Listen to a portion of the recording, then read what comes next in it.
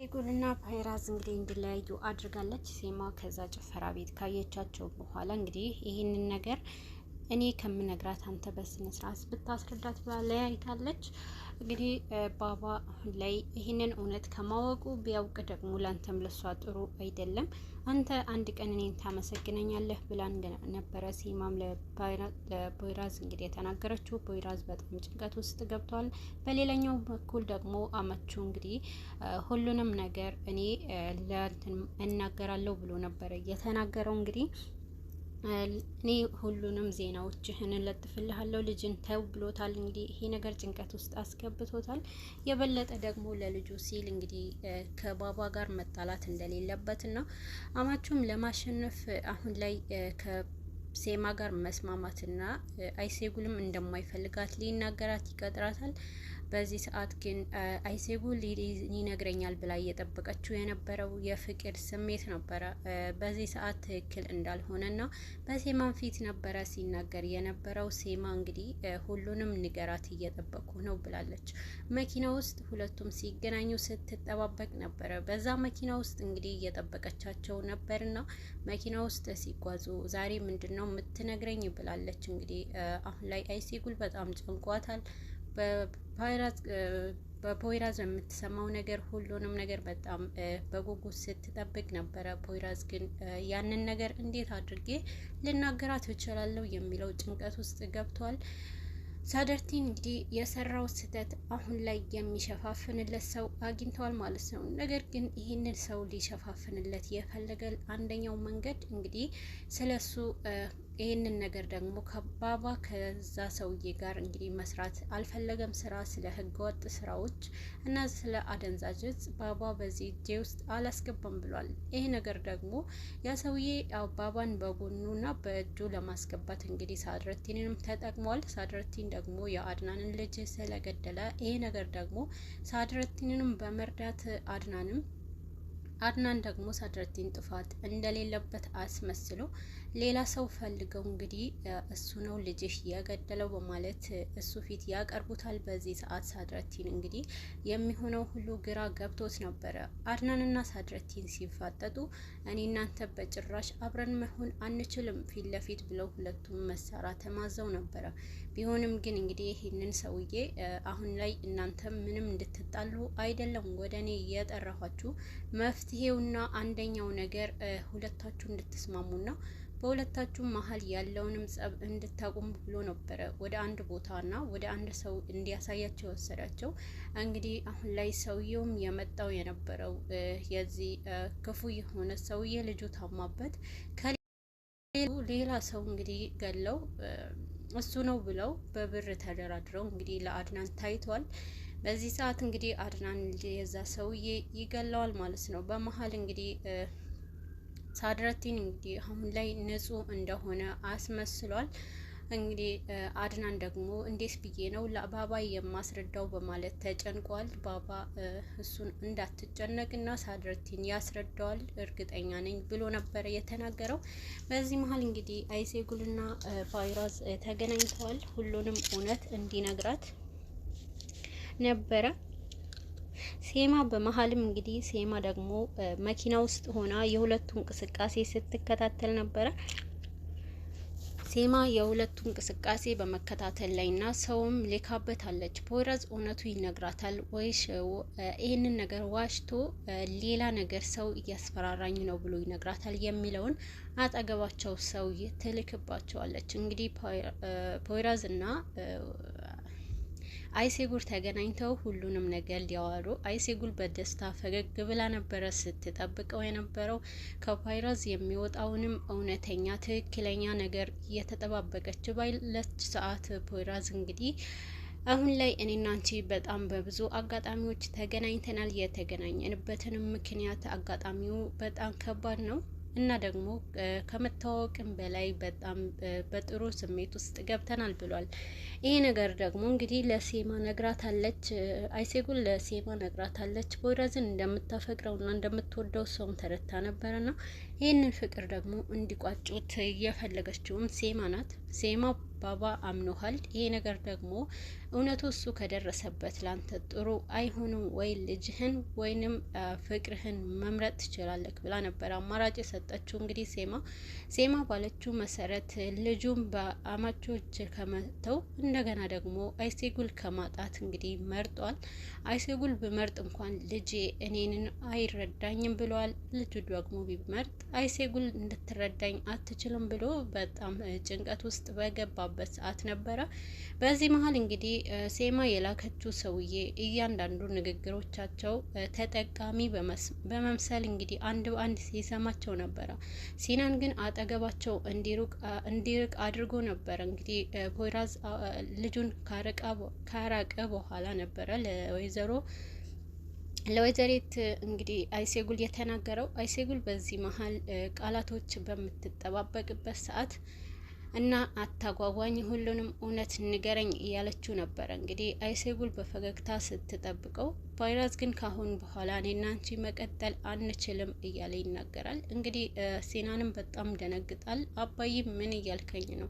ምን እያልክ ነው? ምንድነው የምታወራው ብሎ ነበረ። እንግዲህ ሲናንም ለአባቱ እየተናገረው፣ አባቱንም እሱ ጋር ቁጭ በል ብዬክ ነበረ ለምን መጣክ ብሎ ነበር። እንግዲህ ተበሳጭቶ ልጁንም እንዲያርፍ ያደረገው። በዚህ መሀል እንግዲህ አይሴጉል ይሄ ነገር ላምን አልችልም፣ ምንድነው እየተፈጠረ ያለው? ምን ሆነሃል ብላ ነበር እንግዲህ የጠየቀችው። የሆነውንም ሁሉንም ነገር አንድ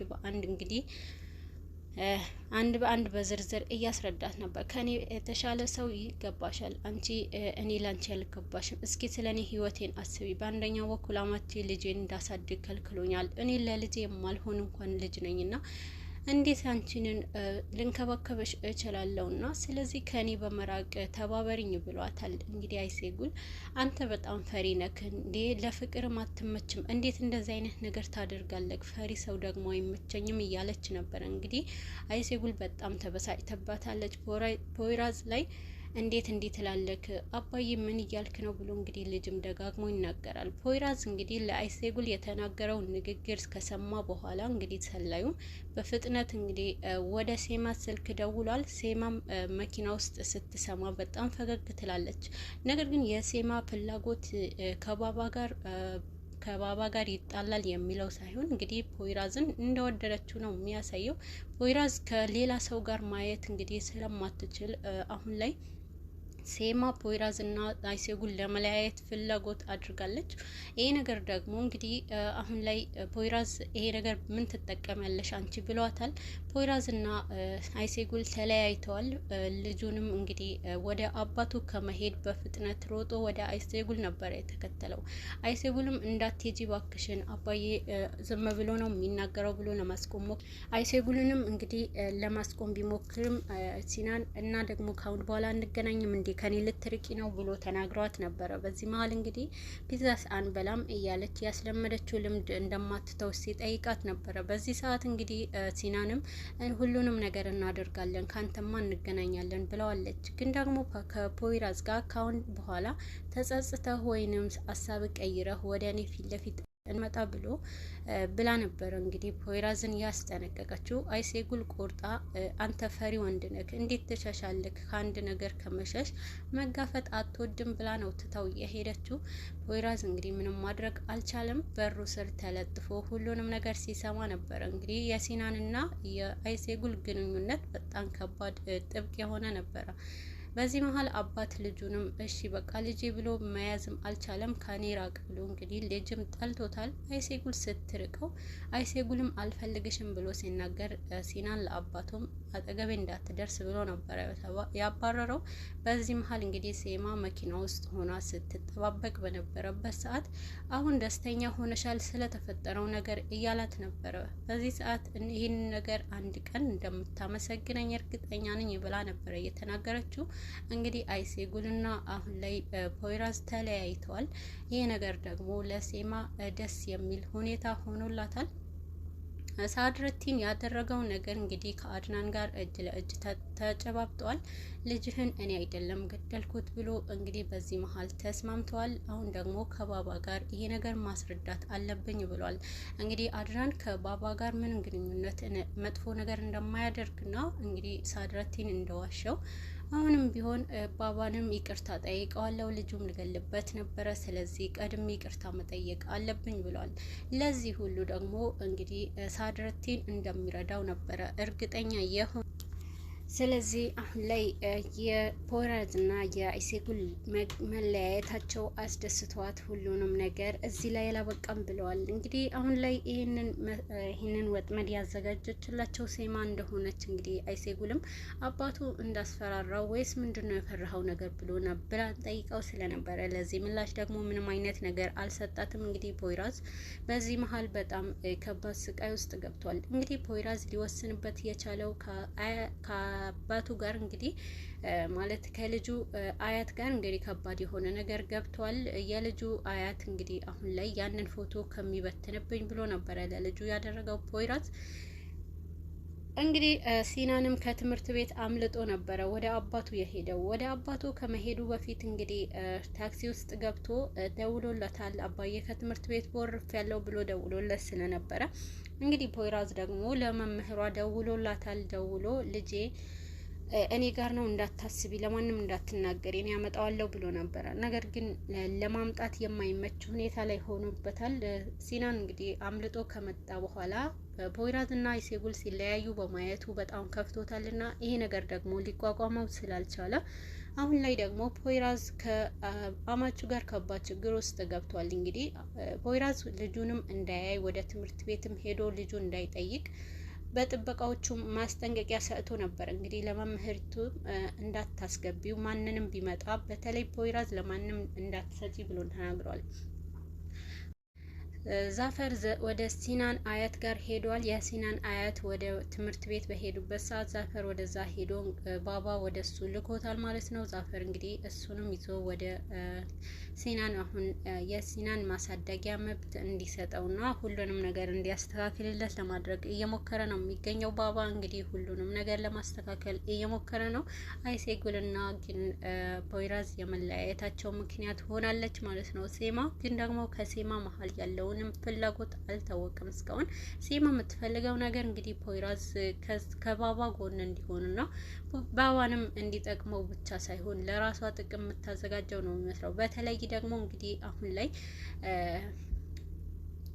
ሱንጉልና ደግሞ ሳድረቲን አሁን ላይ ሁለቱም ከልጃቸው መለየት አለብን ብሏል። ስንጉልም ለሳድረቲን እረዳሃለው እኔ ብላለች። አንተ እንደዚህ አይነት ነገር ስታደርግ ከአባዬ ጋር እንግዲህ ፖይራዝ ከመጣ በኋላ አባዬ እኔን ትቶኛል ብሎ ነግሯታል። ይሄ ነገር ደግሞ ፖይራዝ አባትና ልጅ መሀል እንዲገባ አናደርግም እና እሱም ደግሞ አንተ ከአባትህን መሀል መግባት ከሞከረ እኔ እናንተ ደግሞ እሱም ከልጁ ጋር መሀል ላይ እንገባለን በማለት ፖይራዝንም ከልጁ ጋር ለማለያየት ሳድረቲንና ሱንጉል ተመካክረዋል። እንግዲህ አሁን ላይ እየተፈጠረ ያለው ለፖይራዝ እና ለልጁ አሳሳቢ ከባድ ተፈጥሯል ማለት ነው።